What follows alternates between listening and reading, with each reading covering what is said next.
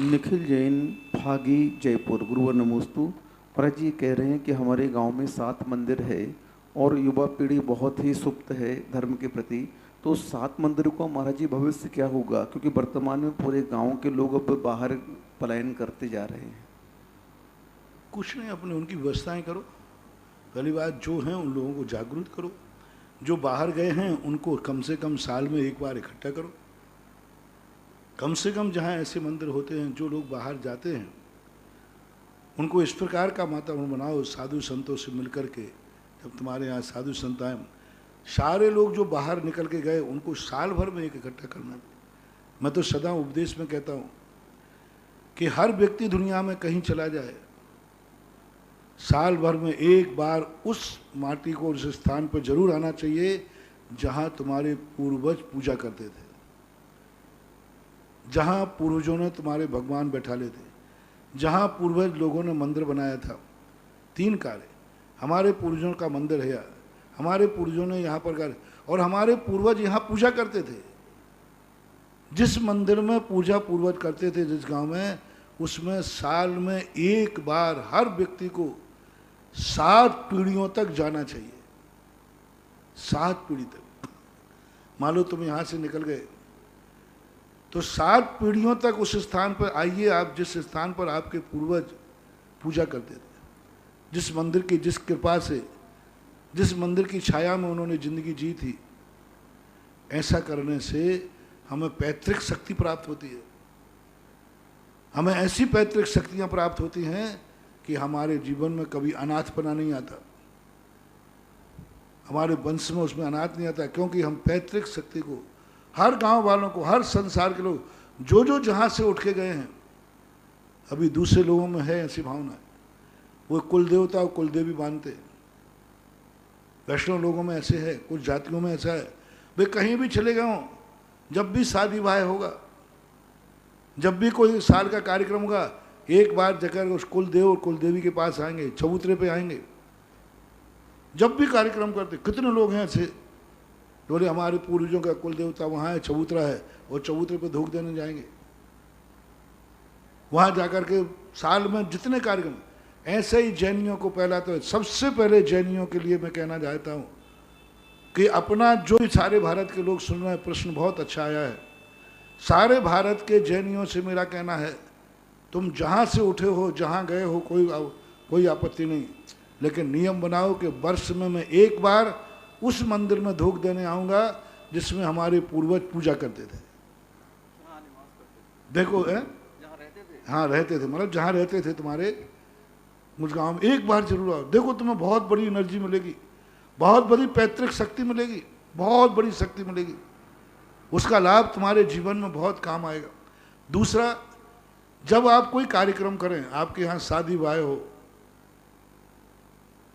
कोई भी शादी विवाह हो, कोई भी कार्यक्रम नया हो, नागल करो, व्यापार करो, कुछ भी करो, एक धोक वहाँ या तो तुम चले जाओ, नहीं तो एक श्रीफल भेज दो, या वहाँ किसी कोई तुम्हारा हो तो फोन लेकर के उस मंदिर में एक श्रीफल चढ़वा दो, एक दीप जलवा दो, एक अभिषेक करा दो, एक शांति धारा करा दो। जिस मंदिर में तुम्हारे पूर्वज पूजा पाठ करते थे, जिस गांव का मंदिर है, तुम आसाम चले गए कोई बात नहीं, तुम पांडुरी चले गए कोई बात नहीं, तुम विदेश चले गए कोई बात नहीं। विदेश में रहने वालों से भी मेरा कहना है, आप चले गए, ये आपकी एक बहुत बड़ी भूल है, वो आपकी मजबूरी है, ये आपका, पर कोई बात नहीं। चलो मैं एक आंसर निकाल रहा हूँ उसका सरल। विदेश में रह करके कम से कम साल भर में एक बार उस स्थान पर आने का प्रयास करो। नहीं मिलता है वीजा, नहीं आ सकते हो, कोई बात नहीं, तो नियम करो कि साल भर में एक बार हमारा अभिषेक, पूजन, विधान उस स्थान पर होगा। जो लोग वहाँ रह रहे हैं उनसे करवाइए, उनसे करवाइए। कोई दोस्त यार हो तो उनसे कहो कि भाई मेरी तरफ से एक विधान कराओ, लेकिन उस स्थान को छोड़ना नहीं है जिस स्थान पर तुम्हारे पूर्वजों ने पूजा की। उस मंदिर में जाके 2 मिनट बैठना तो सही, जिसको तुम्हारे बोले, यहाँ मेरे दादाजी इस मूर्ति पे कभी अभिषेक किया होगा, यहाँ मेरी दादी माँ बैठ करके पूजा की होगी, कल्पना करना थोड़ा, वहाँ यहाँ बैठकर स्वाध्याय किया होगा, यहाँ वार्षिक 10 लाख क्षण पर मनाए गए होंगे। ये पांडुक शिला पे कभी मेरे पूर्वजों ने अभिषेक किया होगा। कल्पनाएं करना, आप वहाँ देखना, वहाँ से जैसे जैसे तुम कल्पना करोगे तुम्हारा विल पावर इतना बढ़ना शुरू हो जाएगा, इतनी एनर्जी तुम प्राप्त करोगे। इसलिए हर व्यक्ति को कहना है कितनी ऊंचाइयों पर पहुंच जाना, अपने कुल देवता को मत छोड़ना। और कुल देवता कोई तो चबूतरा नहीं है, कुल देवता कोई देवी देवताओं की बात नहीं कर रहा हूँ। कुल जैनियों के कुल देवता पूज्यवर यतिवीर महाराज ने कहा जहाँ पर तुम्हारे पूर्वज पूजा करते हैं उस स्थान को छोड़ना नहीं। यदि ऐसा सारा भारत अपना ले तो गांव के मंदिर से भले तुम चले गए हो, लेकिन साल भर में तुम आते रहोगे तो तुम्हारे पूर्वजों ने तो उसको मंदिर बनाया था, और साल में एक बार तुम आते रहोगे वो मंदिर तीर्थ क्षेत्र बन जाएगा। सारे जैन इकट्ठे हो, जितने लोग हैं, मैंने हमारा अपन साल में एक बार आएंगे, विमान जी निकालेंगे, अभी से देखो धीरे धीरे करके वो तीर्थ बन जाएगा।